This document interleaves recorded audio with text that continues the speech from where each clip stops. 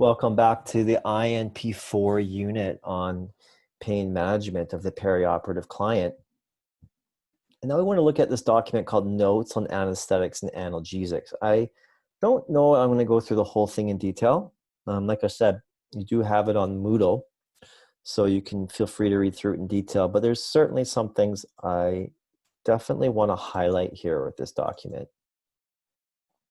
So we just spent some time talking about uh, some basic differences between spinals, epidurals, and PCAs. So now what we want to do is just kind of take a little bit of a closer look here at some details in here.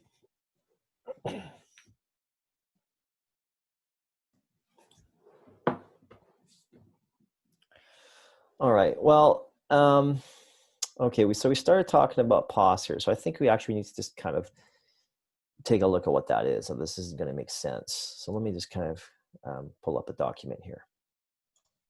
So I'm just going in, first of all, into this document here called your acute pain management flow sheet. Every hospital is going to have something like this. Might not be exactly the same, but it'll have the same elements for sure. So I'm just looking at the first page here.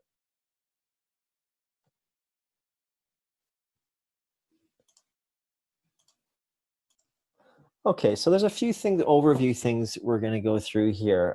Here's an example of what currently is being used at Fraser Health, acute pain management flow sheet. So, I mean, first of all, the nurse wants to indicate, what are we talking about here? Is this a spinal or an epidural? Was it just a bolus? Like I talked about that in the last video, how they could just be a one-time deal. Or is it an epidural that's running continuously? Now, what's great about this is that when you figure out which one it is, it tells you the exact protocol of what they want you to look at. And, you know, I'm going to tell you right off the bat, these sheets here, depending on where you work or depending on where you are as a student, sometimes the hospitals actually don't want the student nurses filling these out. They absolutely want the student nurses to do these assessments, and you have to because it's a safety issue, but they actually want the person holding the keys to these machines to actually do the assessment and write these in. It's an important side point because I don't want you running in there and starting to fill these in. You know, ask your instructor about that. They'll know what the facility wants. The reason why some places don't want the student nurses rushing in there and filling these in is they want to ensure that the person who has the key, the person who's going in to make changes to these machines, like changing rates or giving boluses on like an infusion, has done those assessments immediately before that time by themselves. So I don't want to be a stickler for that, but it's just something to keep in mind. So the assessments we're talking about here, I want to emphasize, are critical that you do them. For safety in your practice, you have to do these assessments and you have to note them down somewhere, for sure. The only issue I'm teasing out here is that you might not be encouraged to fill it out on this form. It might have to go in your narrative notes somewhere or on a different flow sheet, because there are other places where this information goes too. Like, for example, vital signs, for example, goes in many places, not just this sheet. So I'm going to leave that as kind of a discussion point between you and your instructor. But absolutely the assessments and safety interventions that, you know, doing something if blood pressure is too low or respiration rate is too low or level of consciousness is too low, et cetera, that is totally in your scope. You got to deal with that and learn how to collaborate with that. So in general, it gives you a nice little, so if it's just a spinal epidural one-time shot, then it tells you how they have to be monitored. Your respiration rate, sedation rate, every 1 hour for 12 hours, and then every 2 hours for 12 hours, and then vital signs every 4 for the duration that they have this run, that they've, for the duration times 24 hours. So, and then if it's continuous, you follow this protocol. Okay. Conversely, if they're on a PCA, again, it tells you if they're on a PCA, what it is that they have to what you have to monitor and how often. Okay, but typically, you know, it's really pretty clear up in the top here. It tells you right off the bat, you know, you're looking at sedation, You're looking at basically vital signs. So the big ones here really are your vital signs, but the big ones that can change, as you know, is your blood pressure, your respiration rate. Of course, you're monitoring all the vitals, but the big changes is that you're really looking at, is there a drop in blood pressure? Has the respiratory rate gone down? And you're looking at that with everything, of course, all your vitals. And sedation scale, which we're going to look at a little more detail in a minute. So your sedation scale, um, don't forget that people start to become sedated, so their level of consciousness will drop prior to respiration rate dropping. That's a really important point. Now, sometimes things happen so fast that the sedation drops, they become more sedated, LOC drops so quick, respiration rate follows quickly behind that. You can think of a traumatic accident, where everything happens at once. But typically for post-op patients, you're given some warning before respiration rate falls, and that warning is increased drowsiness. So this is a hugely important one to capture early so you can avoid decreases in respiration rate.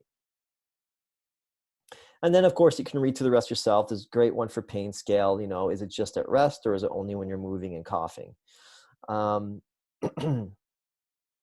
epidural spinal nerve block, I'd mentioned that before. This is really getting at you seeing how they move. Are they able to move their extremities, especially the lower extremities? What's the sensory level block at? And for that, again, you'll have to do dermatomes, which is something we'll look at a video or talk about later or demonstrate later. But that would be a dermatomes check to see at what level the sensory is blocked and where it comes back at. Okay, looking at the other side of this sheet. So again, this is a Moodle, and you can look at the details yourself, but I want to highlight some of the big points here. POS, the Pacera opioid-induced sedation scale, POS. POSS, you'll hear people just say POS. In fact, at St. Paul's, it just says POS. It doesn't even say the whole phrase. They fill in the POS. This is hugely important. This is where you catch that early sedation, which again, in many patients would typically happen before a drop in respiration rate. So if you have, they've either had some narcotics, they've had some anesthetics, but even more critically, something is still infusing. Either they've got a PCA that they're using quite often, or they've got an epidural that's infusing. But I mean, at any point, you're doing this on all your surgical patients, it measures their sedation. So bottom line, they've got one here for sleep, sleeping easy to rouse. That's really neither here nor there. It's acceptable, but you really need to look at these other things here. And the big one is, you're looking at how you know if someone's drowsy or not is really about their eye opening. That's one of the key ways. If they can't open their eyes at all anyways, and you have to use something else, how are they talking to you? But eye opening is a huge one. So if after you've woken them up, they're awake and alert, then they get a 1. They stay awake and alert, their eyes stay open while you're talking to them, no problem. You don't have to do anything. You can even collaborate and increase the narcotics the infusion rate of whatever they're getting, anesthetic or whatever, if it's needed. Same with 2. 2 is okay. We can still even increase it 2. So they're slightly drowsy, but they're, hey, Mr. Smith, boom, eyes open. Hey, yeah, I'm here. I'm good. Just slightly. Okay, so 1 and 2 are acceptable. Keep on trucking, and you could even increase the rate of infusions if you need to for pain and anesthetics.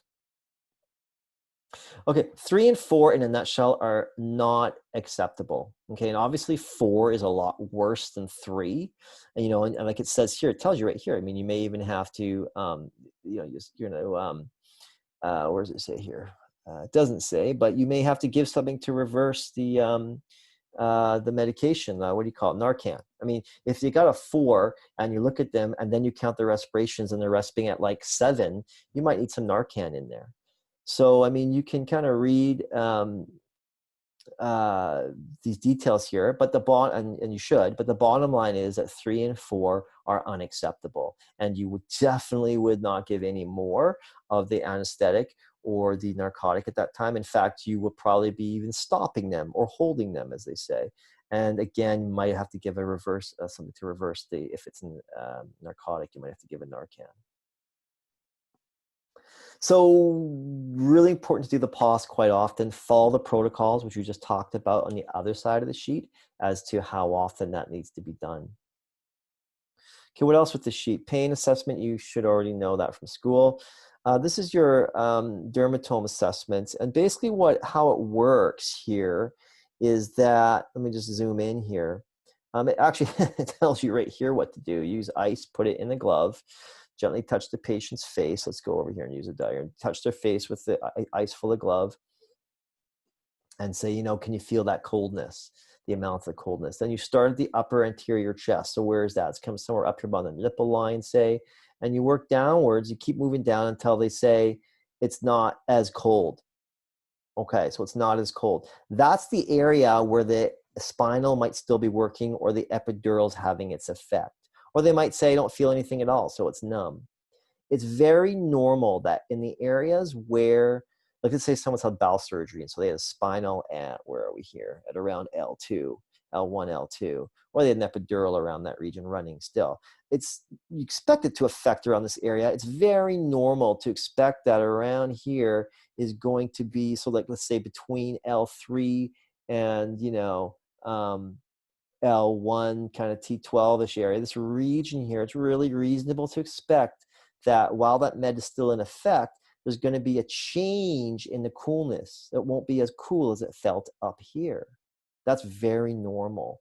And then you expect it, more or less, you expect that coolness to kind of come back to normal down lower. But the reality is, even when a spinal is wearing off, or while an epidural is running, it can be a little bit spotty. It can do different things. You might have numbness here or change in not as cool here. You might have a little numbness down here. This is why you're doing the dermatome check the whole way down, to see what areas are affected. But typically, it's going to mostly be that area right around where the infusion's at. Numbness is not usually something we shoot for, although it happens sometimes. A change in temperature is perfectly normal, and you'd mark down the range where that change in temperature or numbness is. And you do the same for the other side to make sure that it's, just to see if it's symmetrical.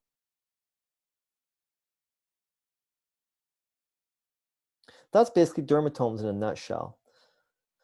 In terms of when you're checking for movement on the lower extremities, this tells you basically how to scale that. And then you feel these things in on the other side. Obviously, if they have any kind of motor block, they're not getting up out of bed. The same thing here. Basically, you need to check protocol. So don't write this down as a rule. But generally speaking, if they've got a numbness anywhere from kind of like mid, if you think of like the hip area or mid thigh, even anywhere from mid thigh down, if there's numbness, typically they shouldn't be walking. I have seen physiotherapists make some exceptions, but generally speaking, from a nursing point of view, if there's numbness from like mid thigh downwards, they're not getting out of bed. Like, they need to wait till that returns. Again, check your protocol around that. That's just kind of a it's not an unwritten rule. It is written somewhere, but you need to check your own facility to see that.